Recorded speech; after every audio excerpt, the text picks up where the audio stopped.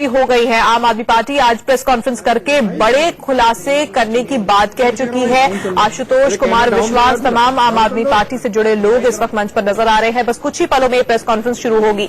DDCA को लेकर, Delhi district cricket association को लेकर आम आदमी पार्टी के प्रेस कॉन्फ्रेंस है और आपका कहना है कि इस प्रेस कॉन्फ्रेंस में वो अरुण जेटली को बेनकाब करेंगे और डीडीसीए में जिस तरह के घोटाले हुए हैं उनको लेकर बड़ी बात मीडिया के सामने वो रखने वाले हैं। कुछ ही पलों में आम आदमी पार्टी की प्रेस कॉन्फ्रेंस शुरू भी होगी। इससे पहले आम आदमी पार्टी ये भी कह चुकी है कि जो सीबीआई ने रेड की थी उसमें डीडीसीए की फाइलें देखी गई थी।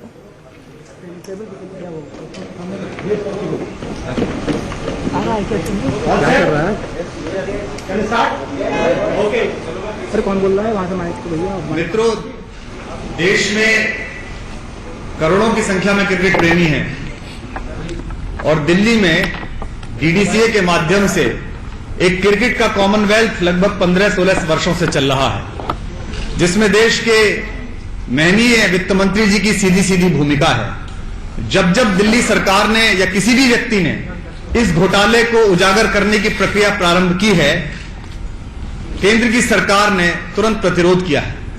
पिछली बार भी जब हमने डीडीसीए के घोटाले पर अपनी आपत्तियां शुरू की थी एसीबी में, तो उस समय जबरन अर्धसैन्य बलों को एसीबी में घुसाकर असंवैधानिक तरीके से एसीबी पर कब्जा कर लिया गया। इस बार भी जब एक रिपोर्ट के माध्यम से इस पर कार्रवाई प्रारंभ की, तो स्वतंत्र भारत के इतिहास में पहली बार एक मुख्यमंत्री के चैम्बर में सीबीआई को घुसा दिया गया और मुख्यमंत्री की दैनंदिन डायरी, आवक जावक रजिस्टर जैसे मुख्य जो काम है जिनका कोई मतलब नहीं था, तथाकथित घोटाले से जिसके लिए वो कह रहे थे, उस पर कब्जा करने की कोशिश की गई। 1983 के विश्व कप के विजेता खिलाड़ी भारतीय जनता पार्टी के सांसद श्री कीर्ति आजाद ने लगातार इस प्रकार के प्रश्न उठाए हैं और खेल प्राधिकरणों में जो भ्रष्टाचार है उसकी ये पहली कड़ी आज आम आदमी पार्टी आपके सामने लाने जा रही है। इसकी अगली भी कड़ी आएंगी, लेकिन आज पहली कड़ी साक्ष्यवार, बिंदुवार कि किस तरह सैकड़ों करोड़ों का घोटाला, हेरा फेरी, फर्जी कंपनियों के माध्यम से 14 कंपनियां बनाकर अपने मित्रों, अपने संबंधियों को इन्वॉल्व करके साइफनिंग की गई है, जिस पर अलग अलग समितियों ने लगातार आपत्ति दर्ज कराई है। वो आपको आज हम फैक्ट बार बार बताएंगे। 1989 से लेकर 2013 तक अध्यक्ष के रूप में और 1 वर्ष मुख्य संरक्षक के रूप में अरुण जेटली जी ने 15 वर्ष इस डीडीसीए का जो दोहन किया है और आज दुर्भाग्य से वे कंपनियों के ही विभाग को देखते हैं। इसलिए उनके रहते किसी भी प्रकार से भ्रष्टाचार के इस मामले को उजागर कर पाएंगे, ये बहुत असंभव बात है। तो आज आम आदमी पार्टी ये बताना चाहती है कि मुख्यमंत्री के कार्यालय पर रेड हो या एसीबी पर कब्जा हो, इस सब के पीछे केंद्र सरकार के मंत्री श्री अरुण जेटली जी द्वारा डीडीसीए में अपने कार्यकाल में किए गए भ्रष्टाचार और अपने प्रश्न में कराए गए भ्रष्टाचार को उजागर ना होने देने की मूल मंशा है। मैं अपने पार्टी के दूसरे साथी राघव चड्ढा से अनुरोध करूंगा कि वे बिंदुवार आपको बताएंगे कि किस प्रकार से सैकड़ों करोड़ों का हेराफेरी, सैकड़ों करोड़ों का भ्रष्टाचार हमारे माननीय वित्त मंत्री जी की सदारत में, उनकी देखरेख में, उनके संरक्षण में, उनकी अध्यक्षता और संरक्षक में पिछले 15 वर्षों में हुआ है। बहुत बहुत शुक्रिया। दोस्तों, आज हम आपके सामने जो तथ्य रखने जा रहे हैं उनसे ये चीजें साफ हो जाती हैं कि किस प्रकार से अरुण जेटली जी की अध्यक्षता में पिछले 15 सालों में डीडीसीए में भ्रष्टाचार हुआ, उनकी सहमति से भ्रष्टाचार हुआ और वो सारे तथ्य आज हम आपके सामने रखने वाले हैं। किस प्रकार से सिलेक्शन में भ्रष्टाचार है, किस प्रकार से फाइनेंशियल मिसअप्रोप्रिएशंस हैं, बिलों में फर्जीवाड़ा है, पैसे की लेन देन में फर्जीवाड़ा है, वो सारे तथ्य हम आपके सामने रखेंगे। ये तमाम रिपोर्टें, चाहे वो एसएफआईओ की रिपोर्ट हो, इंटरनल ऑडिट की रिपोर्ट हो, जब इसकी एक दिल्ली सरकार द्वारा गठित कमीशन ने इसकी जांच करी और एक रिपोर्ट दी, उस रिपोर्ट और उस कमेटी के अध्यक्ष हमारे दिल्ली सरकार के अफसर श्री चेतन सांगी, जब उन्होंने नवंबर में ये रिपोर्ट पेश करी, दिसंबर में उनके खिलाफ एफआईआर करा दी गई। दिल्ली पुलिस द्वारा। जब मुख्यमंत्री जी इस पर कमीशन ऑफ इंक्वायरी बिठाने बैठे तो उनके दफ्तर पर रेड कर दी गई और रेड कर डीडीसीए की फाइलिंग की छानबीन करी गई, जिसमें तमाम तथ्य और आगे क्या कदम मुख्यमंत्री जी उठाना जाने वाले थे वो सब चीजें लिखी हुई थी। तो अब मैं एक एक करके आपको सारे तथ्य देता हूं और उसके बाद जो हमारी मांगे हैं वो आपके सामने रखूंगा। पहली चीज, डीडीसीए की कंस्ट्रक्शन में जो घोटाला हुआ उसके बारे में। डीडीसीए ने अरुण जेटली जी की अध्यक्षता ने 24 करोड़ रुपए का बजट बनाया कि हम इस स्टेडियम को 24 करोड़ रुपए में कंस्ट्रक्ट करेंगे। कुल राशि 114 करोड़ रुपए खर्च करी गई। कहां गए वो 90 करोड़? अरुण जेटली जी चिट्ठी लिखकर कहते हैं, मैं अभी ये पढ़ के आपको सुनाऊंगा, अपने member of parliament Kirti Azad को, और लिखकर कहते हैं, we consciously got our stadium constructed by EPIL. EPIL एक पब्लिक सेक्टर अंडरटेकिंग है। बहुत अच्छा।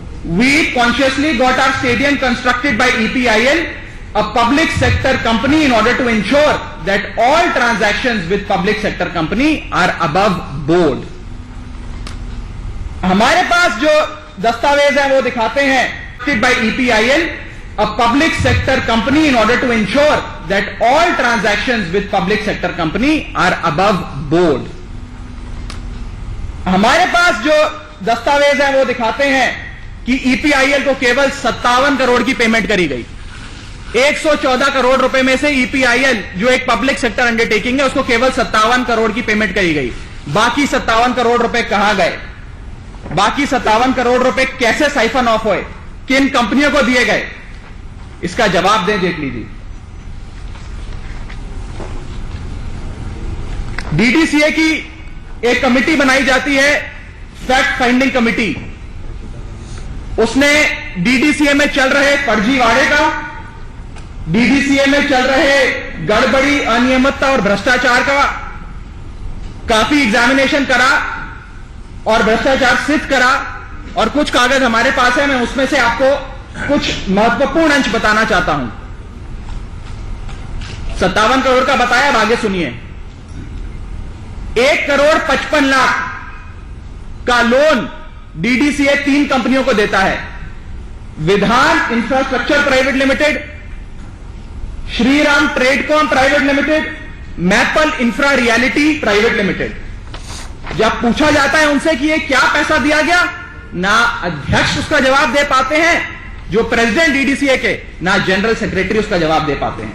रिपोर्ट कहती है, prima facie this seems to be a case of theft and of criminal breach of trust. ये इस 1 करोड़ 55 लाख की जो पेमेंट करी गई 3 कंपनियों के लिए, इसके लिए ये डीडीसीए द्वारा गठित कमेटी कहती है this is a criminal breach of trust. आगे सुनिए,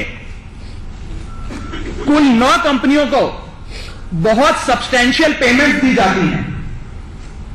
उनमें से 5 कंपनी जिनका नाम मैं आपको बता रहा हूं, stream marketing private limited, Anna Lakshmi tradelink private limited, advent trading private limited, ultimate IT solutions private limited, Nipun tradex private limited और Manu technical financial consultants private limited. इन 5 कंपनियों को डीडीसीए बहुत अच्छे कई लाखों की रकम में पेमेंट करती है। इन 5 कंपनियों का रजिस्टर्ड ऑफिस एक ही जगह है, इन 5 कंपनियों का रजिस्टर्ड ईमेल आईडी एक ही जगह है, इन 5 कंपनियों के डायरेक्टर्स सेम लोग हैं, और इन 5 कंपनियों के शेयर होल्डर्स में आपस में नेक्सस है। वही लोग घूम फिर के डायरेक्टर बन जाते हैं, वही लोग घूम फिर के शेयर होल्डर बन जाते हैं। इस प्रकार से कंपनियां बना बनाकर, फर्जी कंपनियां बना बनाकर पैसा निकाला जा रहा है डीडीसीए से। और सुनिए, 2 और कंपनियां जिनको पेमेंट करी गई कई लाखों रुपए की, Manu technical financial consultants private limited और नियोफार्म ट्रेडिंग कंपनी लिमिटेड। इन 2 कंपनियों को जो लाखों रुपए की पेमेंट करी गई, ये वो पेमेंट है या ये वो कार्य के लिए पेमेंट करी गई जो कार्य एक कंपनी जून 2013 में वो कार्य कर चुकी थी। जो कार्य हो चुका है, जो डीडीसी करवा चुकी है पहले ही, उस कार्य की पेमेंट 2 और कंपनियों को करी जा रही है। Duplication of work, false billing, gold plating of invoicing करी जा रही है। और ये सारी चीजें अरुण जेटली जी की अध्यक्षता में, उनकी सहमति से, परोक्ष अपरोक्ष सहमति से किया जा रहा है ये सारा भ्रष्टाचार। आगे सुनिए। Transfer of funds without the knowledge of and approval of executive committee, बिना किसी कमिटी जो अप्रोप्रिएट अथॉरिटी होती है डीडीसीए में, बिना उससे अप्रूवल लिए बिलों की, इनवॉइसेस की पेमेंट, खर्चों की पेमेंट कर दी जाती है। कोई सपोर्टिंग डॉक्यूमेंट, बिल के साथ सपोर्टिंग डॉक्यूमेंट लगाया जाता है, बिल ही एक सपोर्टिंग डॉक्यूमेंट होता है, वो ही नहीं है। ना सपोर्टिंग डॉक्यूमेंट है, ना अप्रूवल लिया जाता है, केवल पेमेंट कर दी जाती है। कुछ बिल और कुछ ऐसी कंपनियां सामने आई जिनका हम आज सारा आपको लेखा जोखा दे रहे हैं, जिसमें यह साबित होता है, और मैं पढ़ के सुनाता हूं। Payments have been made to companies which have never done any job, any work or assignment for which the payments have been made. यानी कि कुछ ऐसी कंपनियों को कुछ खर्चों की पेमेंट करी जा रही है जिन कंपनियों ने वो काम कभी करा ही नहीं, वो सामान कभी दिया ही नहीं, वो सर्विसेज कभी दी ही नहीं, ऐसी कंपनी को पेमेंट करी जा रही है। आगे सुनिए, 6वां पॉइंट। कुछ प्रोफेशनल कंपनियां जैसे कि वकील होते हैं, चार्टर्ड अकाउंटेंट्स होते हैं, इन प्रकार की जो प्रोफेशनल कंपनीज, फर्म्स होती हैं, इनको पेमेंट करी जाती है कुछ चुनिंदा फर्म्स को, और एक ही काम के लिए करी जाती हैं। डुप्लीकेशन ऑफ वर्क किया जाता है। कुल पेमेंट करी गई 1,15,00,000 और टोटल फर्म्स है 16 फर्म्स को 1,15,00,000 की पेमेंट करी गई। एक ही काम घुमा फिराकर हर एक से कराकर बिल मंगवाकर पेमेंट कर दी जाती है और पैसा डीडीए से निकाल लिया जाता है। जब कमिटी ने पूछा तो यह सामने आया और यह उन्होंने कहा, huge payments have been made in a hurry by the president. मैं फिर बोल रहा हूं, huge payments have been made in a hurry by the president and general secretary without following the financial manual and authentication process. यानी कि जो DDCA का financial manual है, जो ऑथेंटिकेशन प्रोसेस है, उसी को फॉलो नहीं करा और बिल की पेमेंटें करी जा रही हैं, पैसा डीडीए से निकाला जा रहा है, साइफन ऑफ करा जा रहा है, मनी लॉन्डर किया जा रहा है। 2 और महत्वपूर्ण चीजें बताता हूं। एक चीज होती है प्रॉक्सी लिटिगेशन और एक चीज होती है प्रॉक्सी बिलिंग। प्रॉक्सी लिटिगेशन के कई मामले सामने आए। प्रॉक्सी लिटिगेशन क्या होता है? यदि मैं डीडीसीए हूं, मैं आज एक वकील को पैसा देता हूं कि ये लो पैसा, तुम मेरे खिलाफ केस कर दो। जेटली जी समझेंगे इस बात को।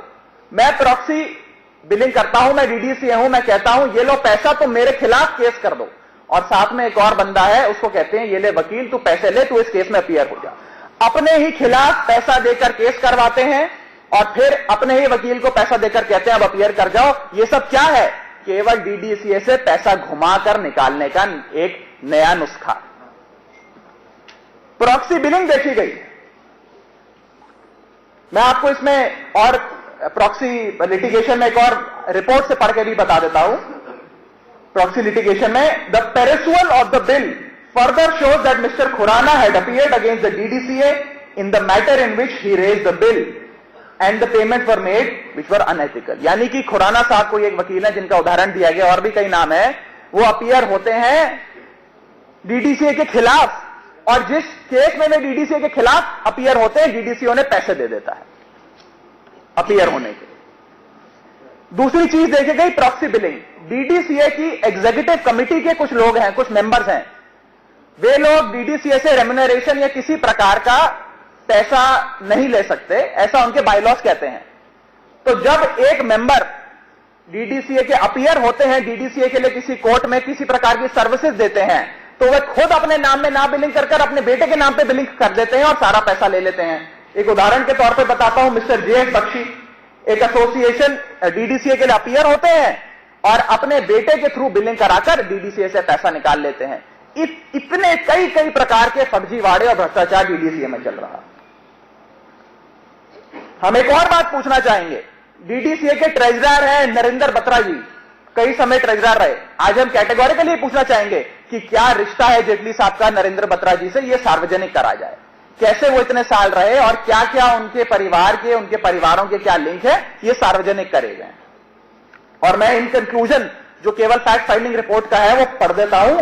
The fact finding committee is of the opinion that the magnitude and the extent of improprieties, irregularities and misconduct committed by various officials mentioned in the report। लिए चलते हैं आम आदमी पार्टी की प्रेस कॉन्फ्रेंस में। एक और तथ्य आपके समझ रखना चाहेंगे, इस सबकी कॉपी आपको दी जाएगी। एक जज श्री विनोद कुमार जी, एडिशनल डिस्ट्रिक्ट जज ने 2 जजों की नियुक्ति करी और कहा कि एक स्पोर्ट्स वर्किंग कमेटी होती है डीडीसीए की, उसके चुनाव को देखिए, चुनाव को कराइए और उस पर रिपोर्ट दीजिए। स्पोर्ट्स वर्किंग कमेटी जो 111 क्लब्स की होती है, उसमें से 10 लोग चुनकर आते हैं। उन 2 जजों की रिपोर्ट मैं आपको बताता हूं।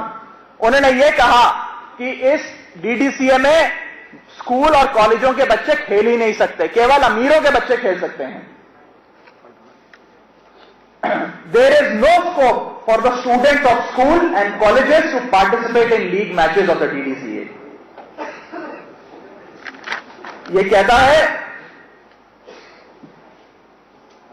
having regard to the fact that it has to fulfill hopes and aspirations of millions of people living in NCT of Delhi, it has to act responsibly. It cannot act arbitrarily, whimsically and capriciously or with bias। साथ ही साथ इस report ने conclude करा और कहा that there are massive continuing illegalities in affiliation of the clubs and thus concluded that they are not eligible to vote। यानी कि जो आपका चुनाव होता है वो सब भ्रष्ट है, भ्रष्टाचार में है, इलेक्टोरल मैल प्रैक्टिसेस होती हैं।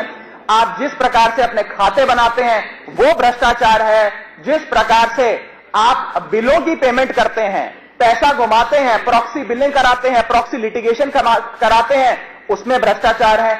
आप जो फाइल उठाइए डीडीसीए की, उसमें भ्रष्टाचार सामने आया। और आज ये तथ्य हम सब आपके सामने सार्वजनिक कर रहे हैं और 2 बातें कह रहे हैं कि मोदी जी सबसे पहले अपने भ्रष्ट मंत्री को हटाइए। आप लोगों ने कहा था कि कलेक्टिव रिस्पॉन्सिबिलिटी होती है, मनमोहन सिंह को कहा था कलेक्टिव रिस्पॉन्सिबिलिटी होती है। 2G घोटाला हुआ, कोल घोटाला हुआ, मनमोहन सिंह का इस्तीफा मांगा। यहां तो कलेक्टिव रिस्पॉन्सिबिलिटी के साथ साथ सबूत दे रहे हैं। आज हम आम आदमी पार्टी ये सबूत जारी कर रही है सारे, जिससे साबित होता है कि अरुण जेटली जी की अध्यक्षता में भ्रष्टाचार हुआ, उनकी सहमति से भ्रष्टाचार हुआ। आज हम डिमांड करते हैं मोदी जी से कि अपने भ्रष्ट मंत्री को हटाएं। और दूसरी चीज, ये जो तमाम भ्रष्टाचार हुआ है, इसमें कई भ्रष्टाचार फाइनेंशियल इंप्लीकेशन भी है, फाइनेंशियल इंप्रोप्राइटीज भी हैं। कहीं ना कहीं इसकी जांच का तंत्र माननीय वित्त मंत्री अरुण जेटली जी के अंडर आता है। वे देश के फाइनेंस मिनिस्टर भी हैं और कॉर्पोरेट अफेयर्स मिनिस्टर भी हैं। तो यह बहुत बड़ा कॉन्फ्लिक्ट ऑफ इंटरेस्ट का मुद्दा होता है।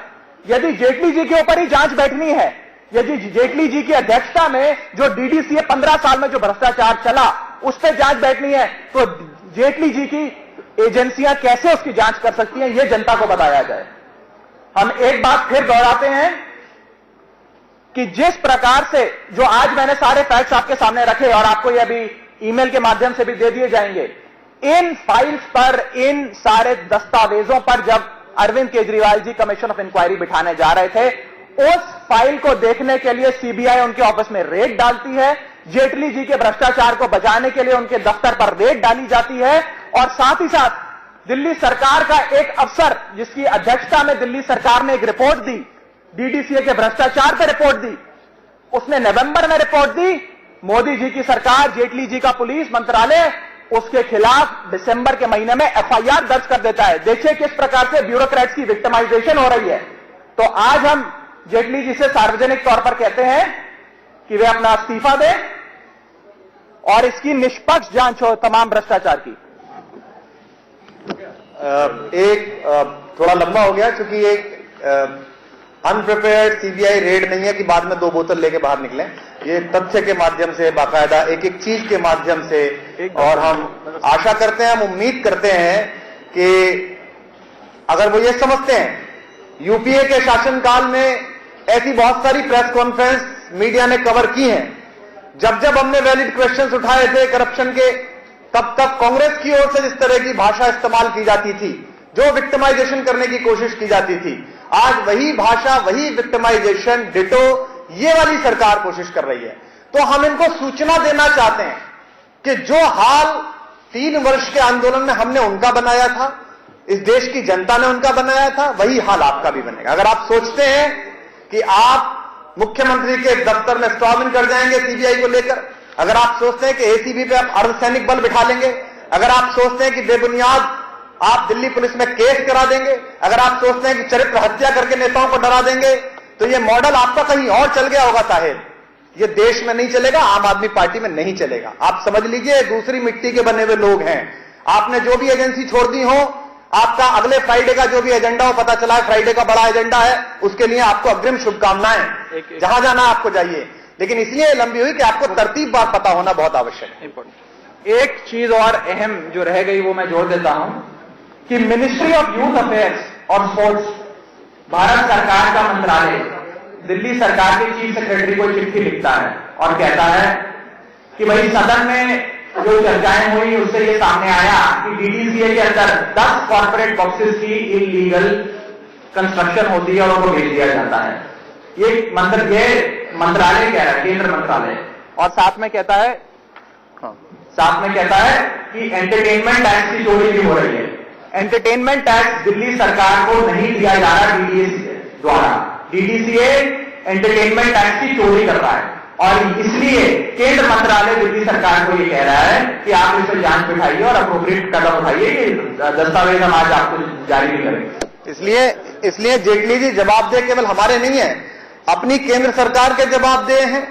अपनी पार्टी के अखंड समर्थक श्री राम जेठमलानी जी सवाल उठाते रहे, उनके जवाबदेह हैं। अपनी पार्टी के एक स्वतंत्रता सेनानी के पोते, देश को विश्व कप में गौरव दिलवाने वाले अपने सांसद श्री कीर्ति आजाद के जवाबदेह हैं। कल वित्त मंत्री जी ने कहा मैं वेग सवालों का जवाब नहीं देता, आज ये तथ्यवार हम दे रहे हैं, अब ये ठीक ठाक हैं, अब इनका जवाब दे दीजिए। हम आमंत्रित करते हैं कि वो, उनके बहुत सारे पसंदीदा पोर्टल हैं मीडिया में, उन पसंदीदा पोर्टल्स पे बैठ जाएं लाइव प्रसारण के लिए। हम वहां भी आने के लिए तैयार हैं। कहीं और बैठते हो तो वहां बैठ जाएं। हमारी ओर से हम में से कोई भी व्यक्ति एक आके उनसे बातचीत कर लेगा और देश के सामने वो इसको बता दें। एक मिनट, पहले पूरी प्रेस कॉन्फ्रेंस में पूरी बात आ जाने दीजिए, फिर आपके एक एक सवाल का जवाब दिया जाएगा। कोई जाने जा रहा है, अभी कुछ रह गए। राघव जी ने बहुत ही कॉम्प्रिहेंसिव प्रेस कॉन्फ्रेंस में लगभग सारे तथ्य उठाए हैं, आपके सामने रखे हैं। कुछ छोटी सी चीजें जो अहम आपके सामने मैं रखना चाहता हूं वो ये कि 24 करोड़ रुपए से फिरोज शाह कोटला स्टेडियम का जो रिपेयर और रिनोवेशन वर्क शुरू हुआ था, जो आखिर में 114 करोड़ रुपए के पेमेंट लेने के बाद खत्म हुआ।